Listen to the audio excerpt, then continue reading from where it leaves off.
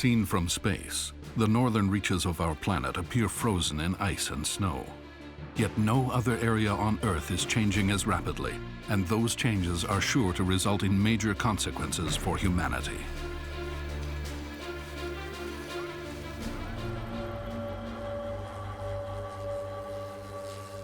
The Canadian Arctic was once a strategic military zone. It was the Cold War, and the Soviet Union was threatening the Western Hemisphere with its aircraft and submarines. During this period, the Canadian government recruited the local Inuit to help stand guard. Although the threat of war has faded, there are new causes for concern.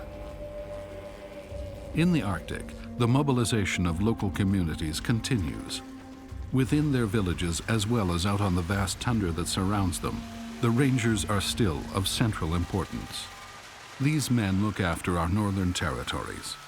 Getting around on snowmobiles or dog sleds, they're the only permanent on-site representatives of Canada's armed forces. They patrol half of the country's national territory. These are the Canadian Rangers, our Inuit militia.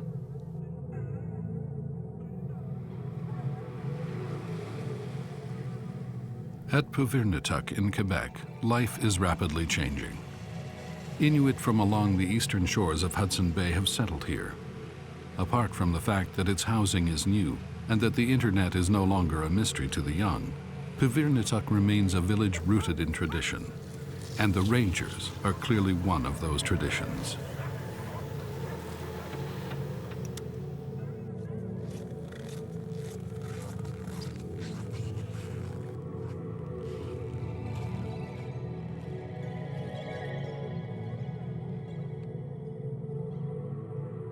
So when we're going to leave in the end of the day, everybody will know where we are going, what will be the mission. The Rangers of Puvirnituq have been assembled. 18 of them will be taking a week to focus on their annual training out on the tundra. Yes, I want you guys bring your rifle. This mission will be directed by Sergeant Meilleur, who has come specifically for this purpose from General Headquarters in Saint-Jean-sur-Richelieu, near Montreal. The patrol ranger of Puvirnituq will prepare to move for search and rescue at the area of the Lake Puvirnituq on the north side and the east side, no later than tomorrow morning on the 27th of January, 9:30.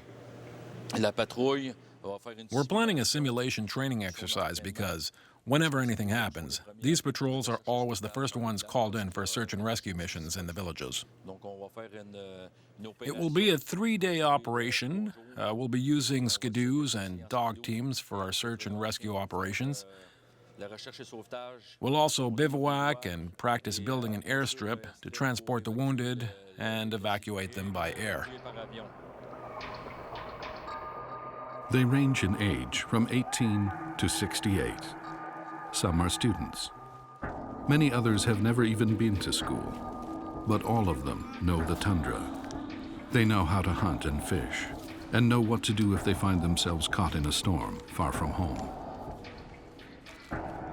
Juani Nawalunga has just been promoted. He's been made Master Corporal for this exercise.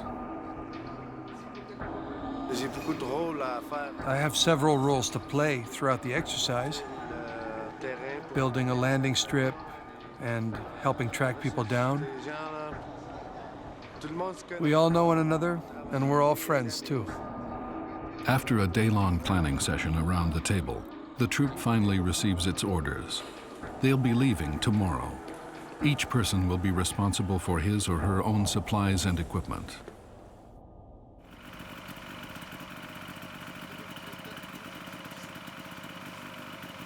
Families are big in Puvirnituq. The village's population has nearly doubled in the past 10 years. Juani, who's 26, has 3 brothers. Their father was a ranger for 35 years, and his sons are following in his footsteps.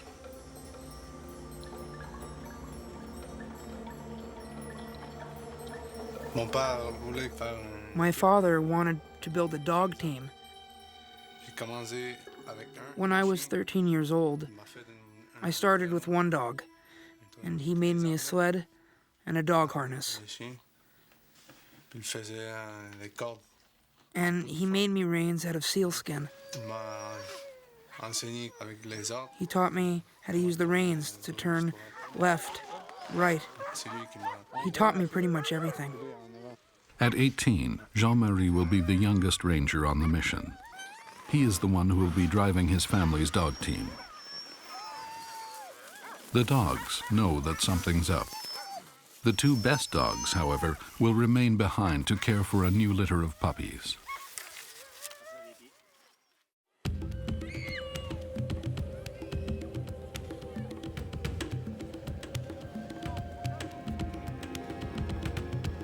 The weather is unpredictable on the shores of Hudson Bay.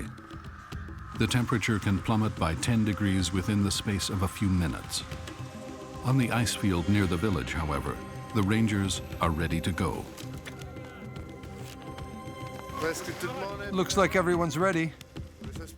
It looks like it might snow. Maybe a bit of a storm, but not a bad one. It'll be fine.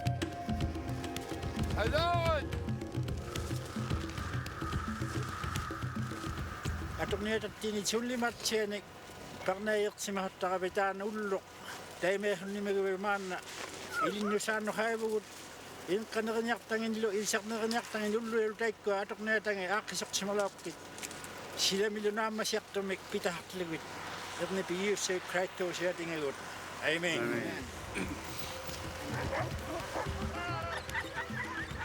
Two teams have already left.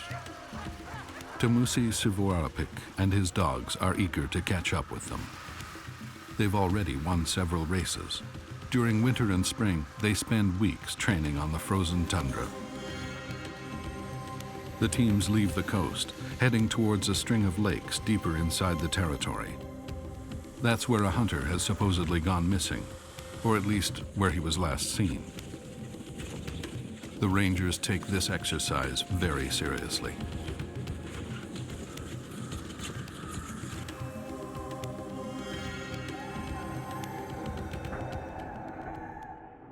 The Inuit first saw non-Aboriginal soldiers about 65 years ago.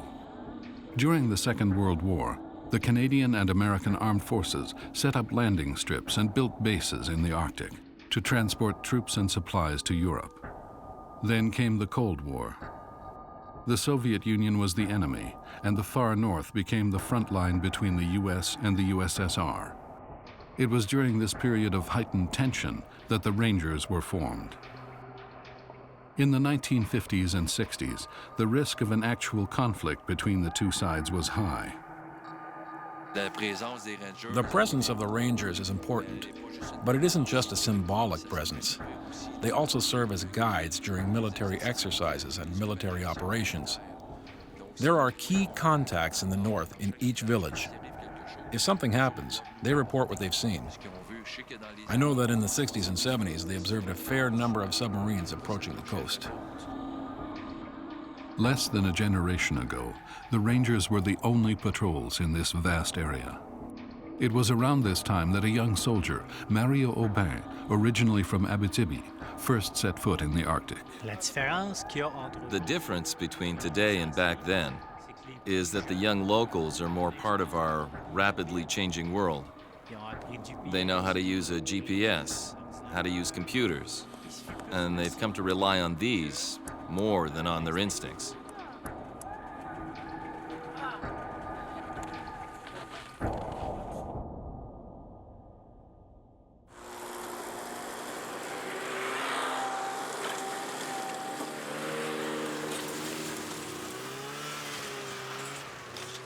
Snow conditions determine where they'll set up camp. Snowfalls have been relatively rare this winter, so it takes time to find a site where the snow will be just right for building igloos.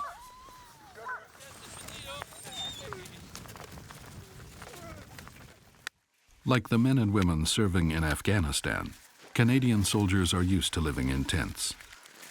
The Arctic imposes its own unique set of challenges, however. Surviving here requires a different kind of discipline, a different kind of experience.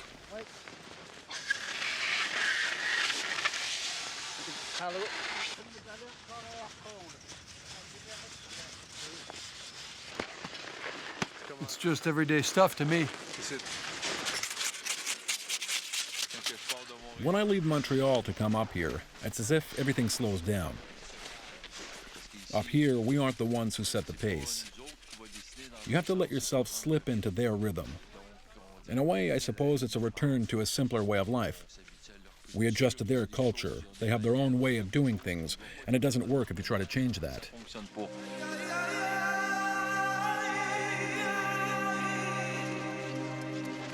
As the day draws to an end, the Rangers begin the next phase of their mission. This is a search and rescue exercise. Tamusi will play the role of the hunter who's gotten lost. The older man was born in an igloo and has spent over 40 years traveling this area of the Arctic. The Rangers, playing the role of rescuers, will have to work hard to find him.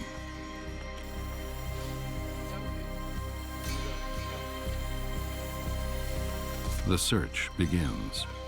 Some of the Rangers will stay behind to build a landing strip, just in case aerial evacuation becomes necessary.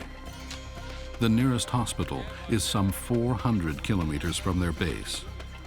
It is a delicate operation. Despite the pilot's skill and the quality of their equipment, you need ice that is at least 90 centimeters thick to support the plane's weight. Later on reconnaissance, we'll be able to test the ice at the center of the lake from that pass.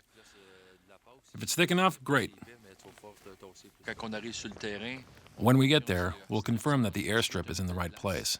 It looks good. The airstrip should be there. We'll do some thickness tests on the ice to be absolutely sure that it can support the Cessna. Joanne will go check out the airstrip. Pretty sure it'll be thick enough. The winter has been unusually warm. The Rangers do more test drilling than usual just in case. The ice is thick enough, that's for sure. 2.5, 3 feet.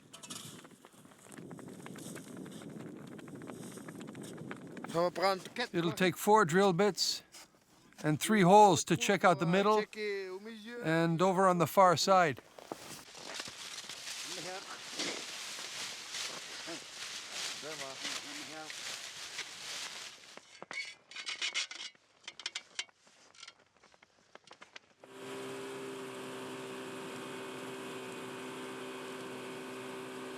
The landing strip is ready. The ice is 2.5, 3 feet thick. It's thick enough to be safe. That's what we want. We want it as thick as possible for the plane to land. Great.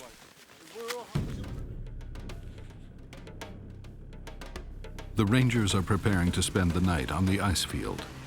It has been 14 hours since they left Puvirnituq.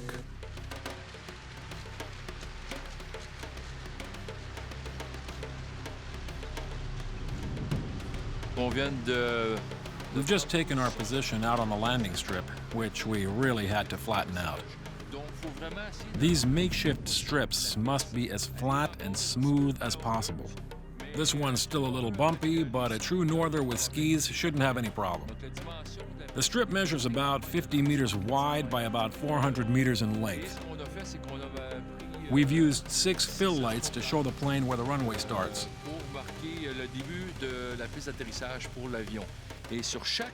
At each corner of the landing strip, we have 3 red lights, spaced about 5 meters apart. From the air, the plane has a perfect view of the overall landing strip. Next, we'll head back to the bivouac for a quick meal and to confirm our orders. Then the search and rescue operations will begin.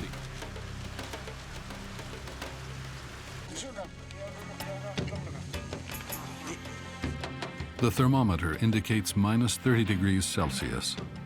When it's this cold, it's essential to locate a missing person as soon as possible, especially if they are hurt or unable to build some sort of shelter. This may only be an exercise, but everyone acts as though a life is truly on the line. The rescuers only have a few hours to track down Tamusi.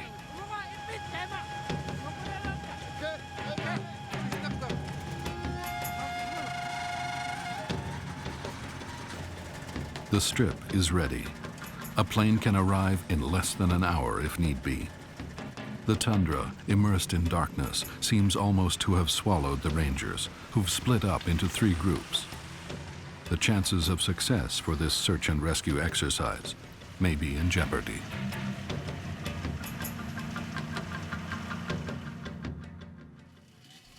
A 1,000 kilometers to the northwest of Puvirnituq, other rangers are participating in an entirely different kind of mission. They are the foot soldiers of sovereignty. Regular members of the Armed Forces Northern Contingent work alongside Inuit rangers in the Canadian High Arctic with a political goal in mind, ensuring that the maple leaf flies above the entire territory. Radar stations and satellites have largely taken over the task of Arctic surveillance, but the rangers have been given new responsibilities. They remain key players in establishing Canada's sovereignty over its northern territories. There are around 4,000 of them from over 165 communities, from the Gulf of St. Lawrence all the way to Banks Island. Within these villages, involvement in the rangers is seen as a worthy occupation.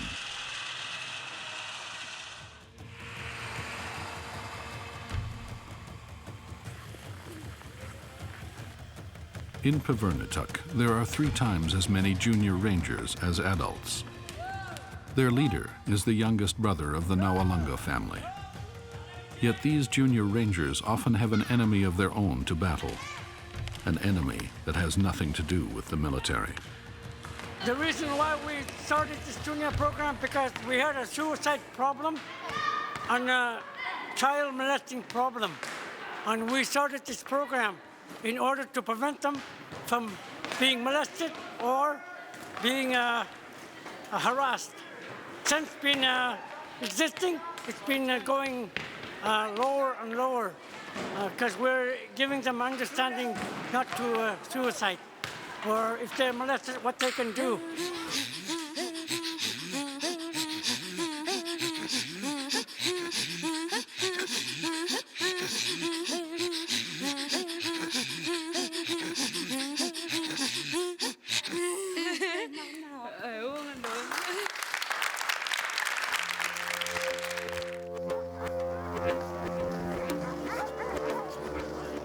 It's almost daybreak when Tamusi and his dogs are finally found.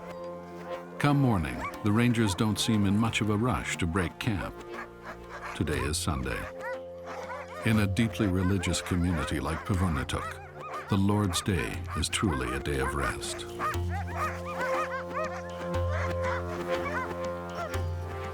I want to keep the traditional hunting and fishing here around the lake. Okay? But it's important because there's young guys in the patrol and I want to keep the traditional.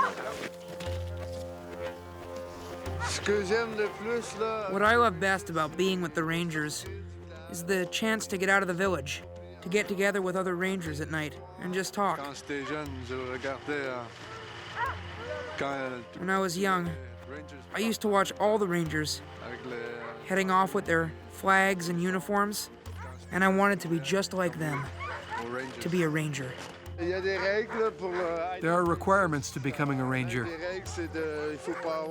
For one thing, you have to be over 18 and have no criminal record. There are a few other little things, but overall, pretty much anyone can join.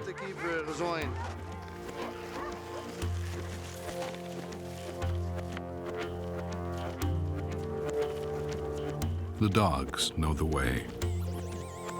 The brothers, like other Inuit from the village, have often come to fish in this bay in all seasons.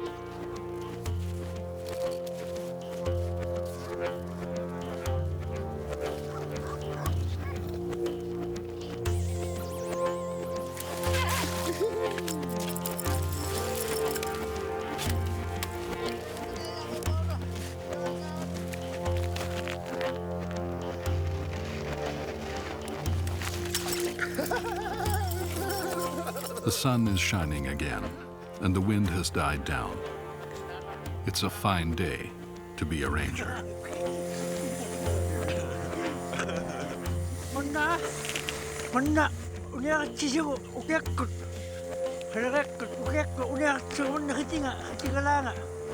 Ayok nik. Medyo ta kailangan ko nik. Halulik. Mak. Medyo ta nik. Tikko sakka ni täällä tikko. Ikko tikko.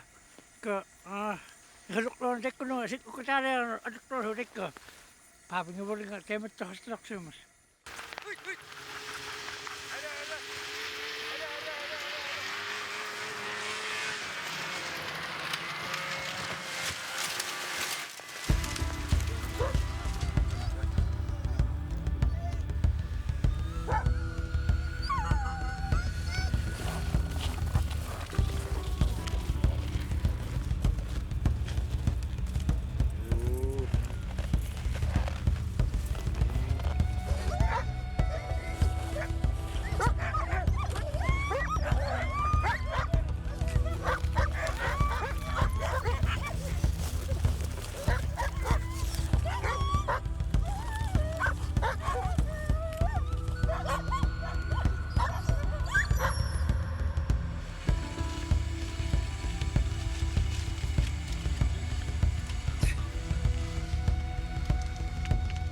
So that's the big trophy of the day.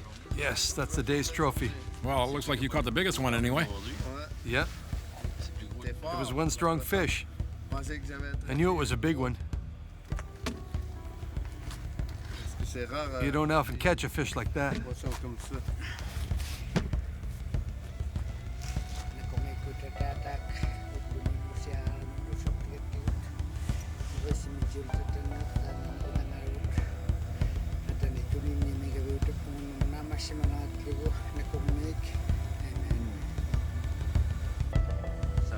What does it taste like?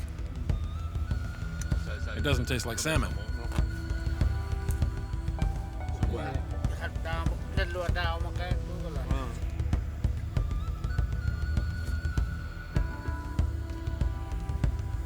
Spaghetti with meatball.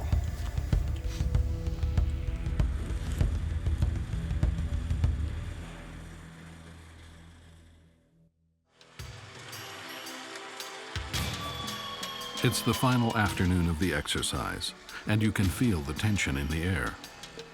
The rangers are about to compete amongst themselves in an eagerly awaited contest. A hunter's honor, as well as his standing among the other rangers, is on the line.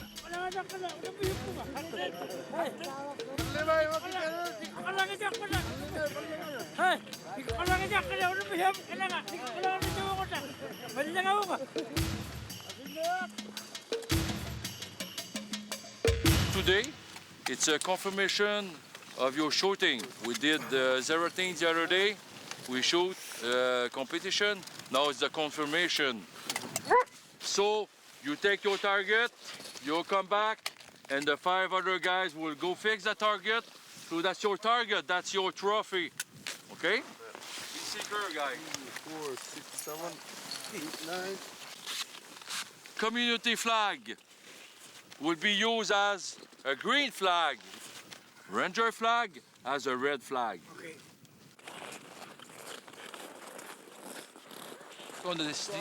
We decided to set up a firing range this morning. It's just like a normal firing range, but without the usual banners found on a base firing range. So, first, we choose a secure location, put up the targets, calculate distances, and set up our flags. Our first aid center with the skidoo and stretcher, etc., as well as the munitions depot. Then, with the area secured and a clearly defined activity zone, we set up the firing range. Are they good shooters? On average, they're very good. With the 303s, we have 303 Lee Enfields that date back to the Second World War. As you can see, we do what we can with what we have. Some of the parts are no longer available, so we sometimes try and fix our guns with pieces from a broken gun. Once a weapon is truly destroyed, that's what we use it for. We were given a fair number of these after the Second World War, instead of them being thrown away. They were still in good shape. Some of them were brand new and still in their original packing. A 303 has a lot of firepower, enough to bring down a bear. Still, in the very near future, We hope to upgrade and modernize our weapons.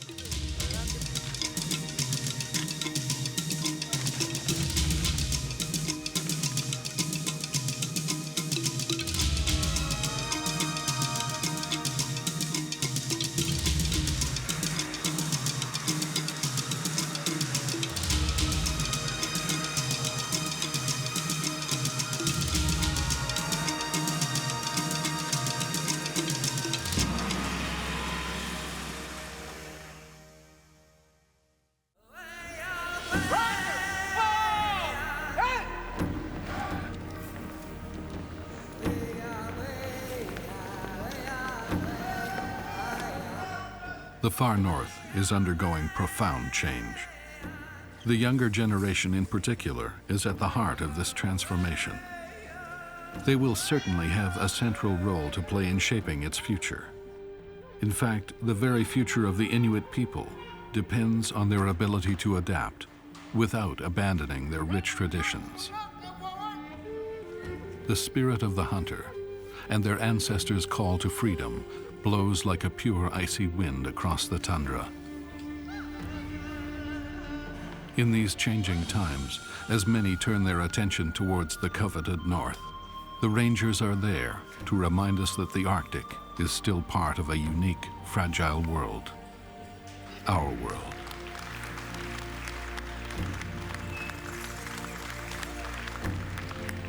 Acting master, come on,